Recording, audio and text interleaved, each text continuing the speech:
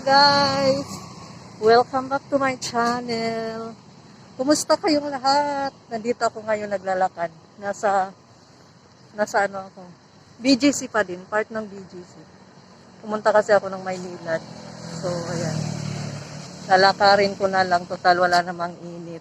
Actually, it's 12:10 in the afternoon na. Pero walang init. Tingnan naman yan, oh. Tapos walang mga sasakyan. Kaya lakad na lang tayo at habang lalakad tayo, magdadaldalan na lang tayo.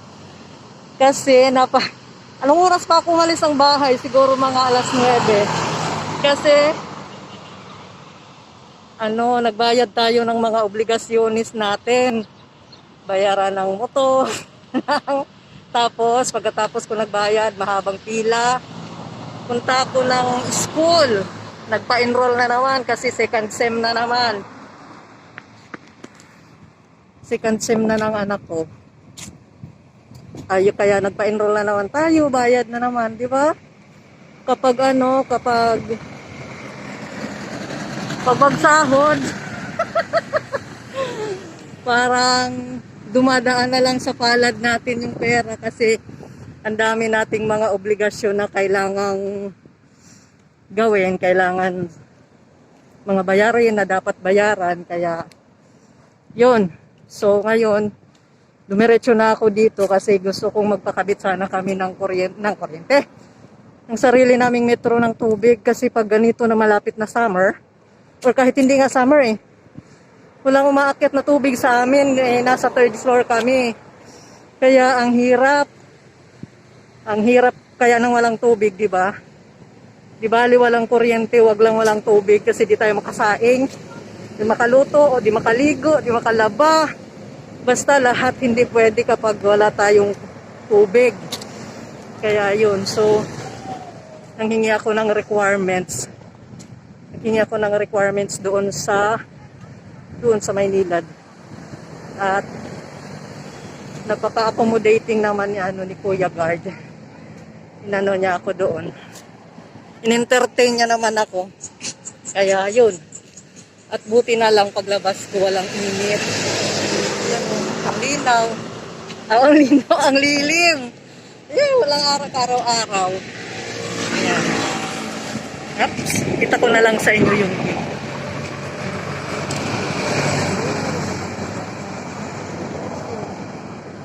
diba?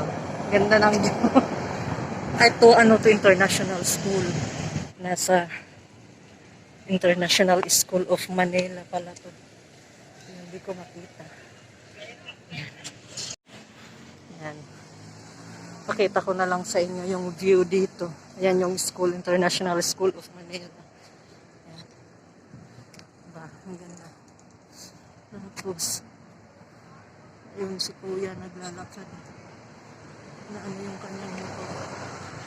Ubusan siguro ng gas. Hindi na tumakbo kasi hindi naman flat yung gulong ng kanyang motor. Ayan.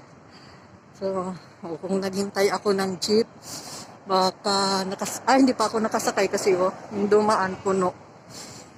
Puno yung jeep na dumaan. Kaya ayan. Ayan akong makakasalubong. Tapos, ito pala sa tapat may British School. Yan ang British School of Manila. Dami palang international school dito. Yan. Lakad-lakad na lang. Malapit lang naman. Actually, itong nilakad ko, ang papupuntahan ko nito is market. Mag-grocery tayo doon sa market na lang. Isang lakaran na to kasi hindi kami nag-grocery kahapon. Isang lakaran na lang tong aking lakad. Isang labasan na lang para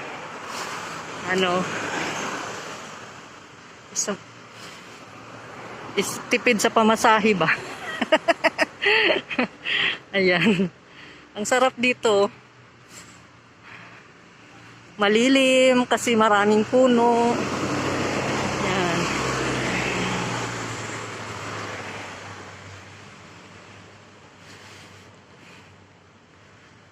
nakakahingal.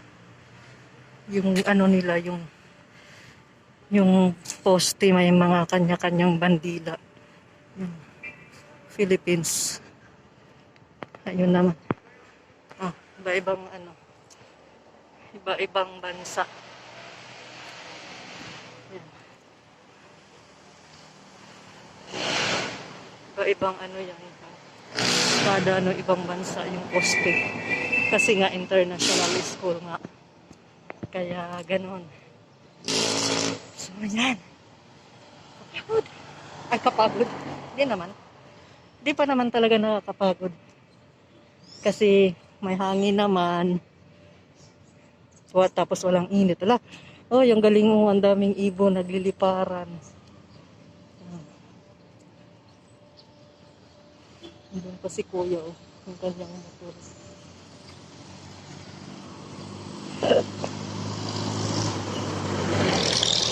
Kawawa pag naranasan namin yan eh. Yung tumirik ang motor. Pero sa amin naman noon, naputol yung kadena ng motor. Buti walang nakasunod, wala kaming sinusundan. Hindi kami na-disgrasya, God is good. Tapos, nasa, ano pa kami, parang ganito. Wala kang mahanap na nag-aayos ng motor. As in, ang layo talaga ng nilakad namin para, maghanap ng nag-aayos. Madugtong yung kadena. Kaya, ang hirap ng ganun. Pawis na pawis. Tutulak ka eh. Tutulong ka magtulak ng magtulak ng motor. International School of Manila yun. May mga bata naglalaro. Yan.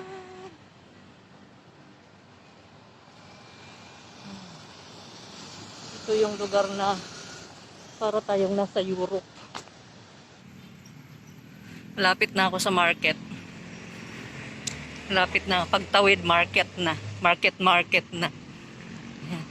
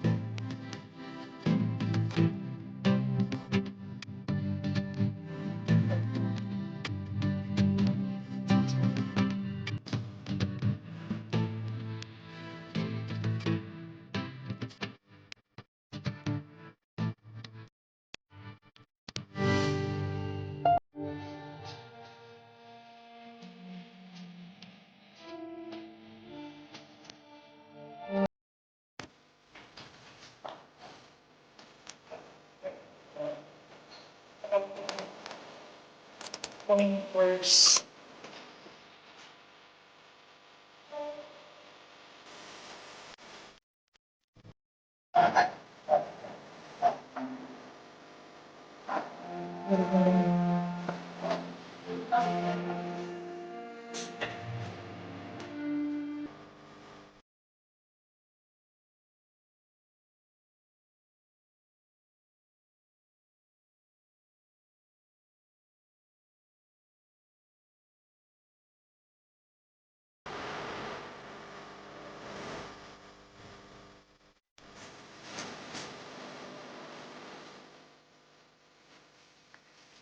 Kaya ang